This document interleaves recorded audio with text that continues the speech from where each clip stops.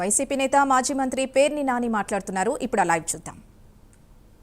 విద్యా వ్యాప్తి కోసం ఉచితంగా సేవలు చేసే వాళ్ళకి నామినేషన్ పద్ధతిలో దేవుడి ఆస్తులు ఇవ్వచ్చు అని జీవో ఇచ్చారు. మరి ఎండోమెంట్ కమిషనర్ గారిని నేను ప్రశ్నిస్తున్నా, మీకు గవర్నమెంట్ జీవోలు, చట్టాలు, హైకోర్టు తీర్పులు పట్టవా అని అడుగుతున్నాను. కులరేంద్ర గారు, ఎంపీ గారు, మీరు అందరూ సమానం చెప్పండి. జిల్లా కలెక్టర్ గారు, చంద్రబాబు నాయుడు గారు వచ్చిన జీవో, ఎండోమెంట్ యాక్ట్ ఏం చెప్తుంది? అద్దెకిచ్చినా అమ్మినా దేవుడు ఆస్తి వేలం ద్వారా మాత్రమే తప్పితే పొరపాటును కూడా నామినేషన్ పద్ధతిలో ఇవ్వకూడదని ఎండోమెంట్ చట్టం చెప్తుంది, హైకోర్టు తీర్పులు చెప్తున్నాయి. నిన్నగాక మొన్న మీరు ఇచ్చినటువంటి చంద్రబాబు నాయుడు గారు ఇచ్చిన జీవో చెప్తుంది. పట్టించుకోరా?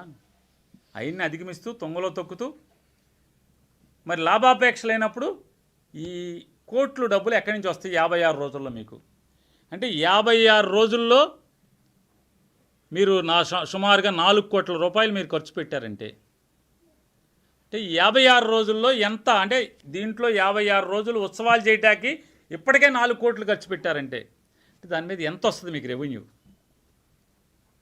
ఏం చేస్తే వస్తుంది? అంటే దేవుడికి ఆదాయం ఎట్టొచ్చినా పర్లేదా? మనం ఏం చెప్తున్నాం? దేవుడు గుడే కాదు, గుడి ఆస్తిలో కాదు, గుడికి ఎన్నో మీటర్ల వరకు బ్యాందీ షాపు. ఎంత ఇప్పుడు చంద్రబాబు నాయుడు 100 చేశారా, 50 చేశారా? 100 మీటర్ల వరకు దేవుడి గుడి ఉంటే 100 మీటర్ల వరకు బ్యాందీ షాప్ పెట్టకూడదు. దేవుడి ఆస్తి అన్యమతస్థులకి ఇవ్వకూడదు. దేవస్థానంలో ఉద్యోగం బతకటానికి కూడా అన్యమతస్థులకి ఇవ్వకూడదు. హిందువులకు తప్పితే వేరే వాళ్ళకి ఇవ్వకూడదు.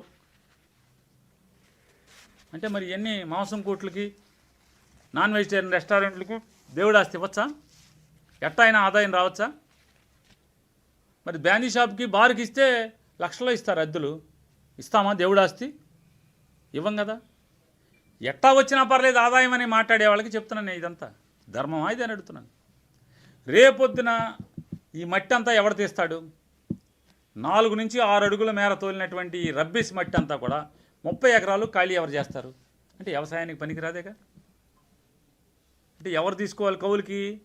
మీరు తప్పితే ఇంకెవడో తీసుకోకూడదు, అంతే కదా. ఎవడొస్తాడు?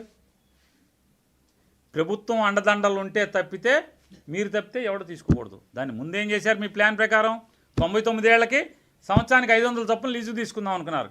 ఎప్పుడైతే మీడియా మొత్తం మీ బతుకంతా బట్ట బయలు చేసిందో, మీడియా ఎప్పుడైతే బట్ట బయలు చేయగానే తేలిపుట్టిన దొంగల్లాగా క్విక్ మనకుండా మళ్ళీ డ్రామా తెచ్చారు 56 రోజులని. 56 రోజుల తర్వాత ఏం చేస్తారు ఆ పొలాన్ని? అంటే మళ్ళీ మీరు ఎప్పుడు కావాలంటే అప్పుడు తీసుకునే వరకు దేవుడి ఆస్తి ఖాళీగా ఉండాలా? 56 రోజులకే 45 లక్షలు వస్తే మిగతా రోజులందుకు ఎంత రావాలి? ఓపెన్ ఆక్షన్ పెడితే మీ తెలుగుదేశంలో ఉన్నాయి ఇంకెక్కువ పాడుకునే వాళ్ళు ఉన్నారేమో, మీలో కూడా వర్గాలు ఉన్నాయి కదా.